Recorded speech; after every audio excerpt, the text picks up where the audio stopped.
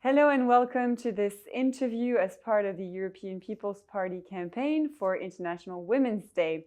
And today it's my pleasure to welcome Doris Pack. Doris Pack, hello and thank you for accepting our invitation. Thank you. So it's an honor to welcome you for this interview on the occasion of International Women's Day. You have achieved so many things in your career that unfortunately no brief intro can do you justice, but just a few bits here. So you're the president of EPP Women. You've dedicated your career to the German party CDU as a politician, as well as to our party, the EPP, of course. And you served as a member of the Bundestag for 2 terms. You worked as a teacher. You've also been president of the Robert Schuman Institute since 2017, and a member of the European Parliament for 25 years. And you've chaired a few committees, including on culture, education. You've worked on women's rights and gender equality, but also foreign affairs. But today we're celebrating International Women's Day and looking back at this extensive experience of yours and the experience of younger and older generations of women, and now in the almost post-pandemic context and the lessons we've learned. Do you feel optimistic about the evolution of women's conditions and about their future in Europe? Yes, I feel optimistic, but only because I have lived so long and worked so long, not alone, with a lot of other women, also some men, to reach at least some good results. And it is never enough. And our biggest problem, we can speak what we reached, which position we got, but our biggest problem is to change the spirit, the brain of our male members of this world. Because this is a problem. And I think what the European People's Party Women, I had the chance to serve 21 years now. I will give it up next time.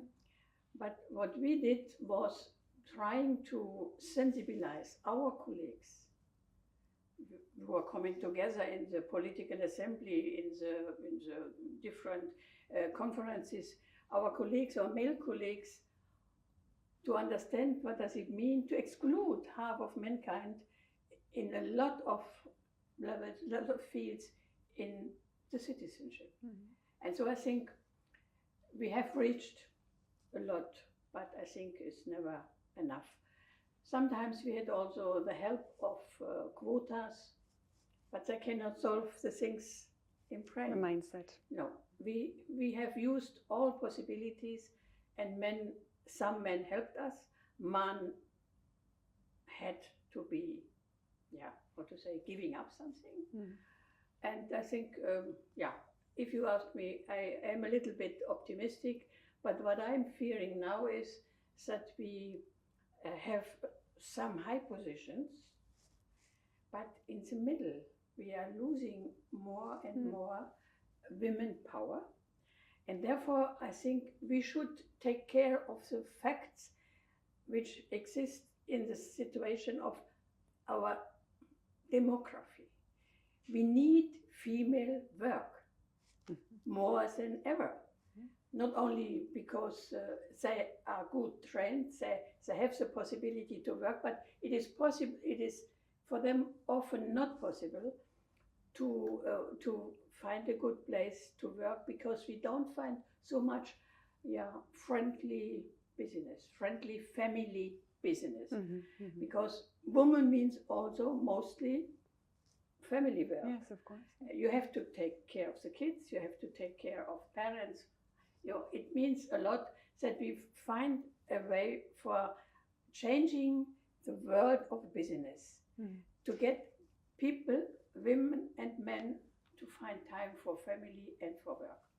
Thank you very much. Yeah, you've referred to women in politics and top jobs and middle jobs. Now, on the positive side, we've probably never had as many women in positions of power in the EU. There's 3 jobs out of 4, if you look at the top 4 jobs in the EU, held by women.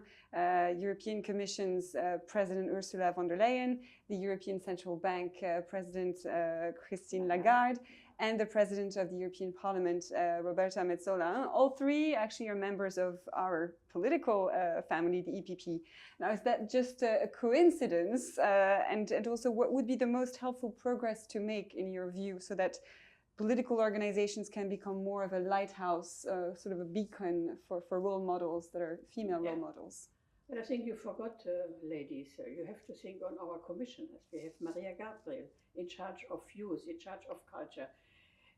It is incredible what she did in the 2 times she is now working. We have Dubravka Šuica. She's working for in the future of Europe together with these conferences which we are seeing now all over Europe. We have the health commissioner from Greece. And I think, we have only speaking from ours. And I have to say, Dubravka and Maria Gabriel, are one of my vice presidents. Both are vice president of the EPP Women. So you can see, they are based in the EPP Women. And I think we were at least not unguilty that at least all these women could at least reach these high positions. And to see what happens in the party. When I started as president, there was first time no woman in the leading seats, then 1 woman, and now we have at least 3 or 4. We have not yet half. But I think, if the People's Party wants to convince others, they have to work as they ask the others to work. So which means we have good connections to all of our member parties, and we have at least, and that is important to say in this very moment, we have at least also very strong connections to countries which are not yet in the European Union. They are in the Western Balkans, they are in Eastern Europe. We just had phone calls with our Ukrainian women. So we have we are connected to Georgia. We are to Moldavia. Look, the president of Moldavia is a woman. She was, learning in the Robert Schuman Institute, which I am the president of, because we are working a lot with women in leadership, especially in these countries where this is not used. And just when we speak of these countries now, I want to mention one thing.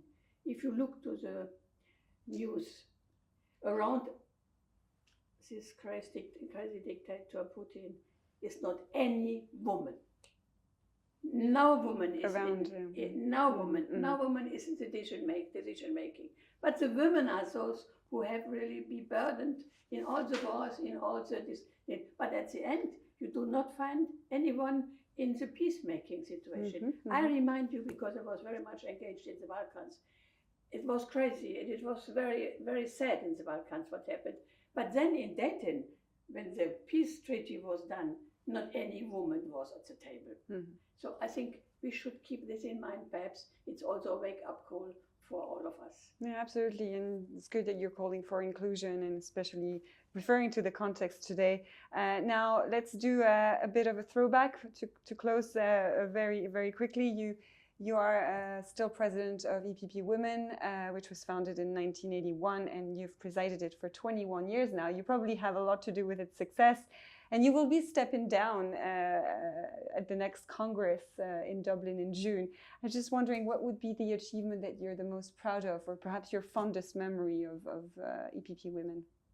The EPP Women are now 41 years, and I was in from the early beginning. And for me, it is,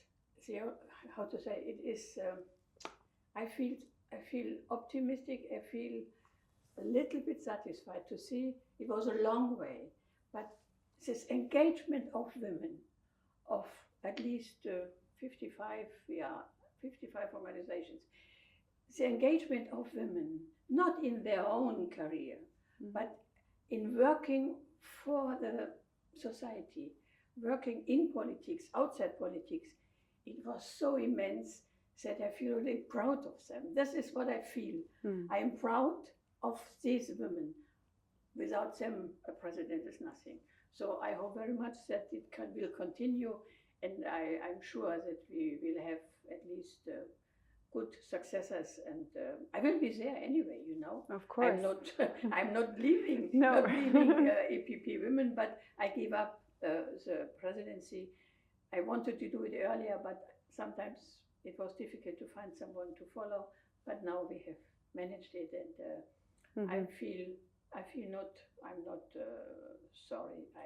I'm proud. That's great, and I'm sure the EPP and EPP Women are also very proud of your legacy. So thank you very much for that, Doris Pack, and thank you very much for, again, this interview, and wishing everyone a great and productive International Women's Day.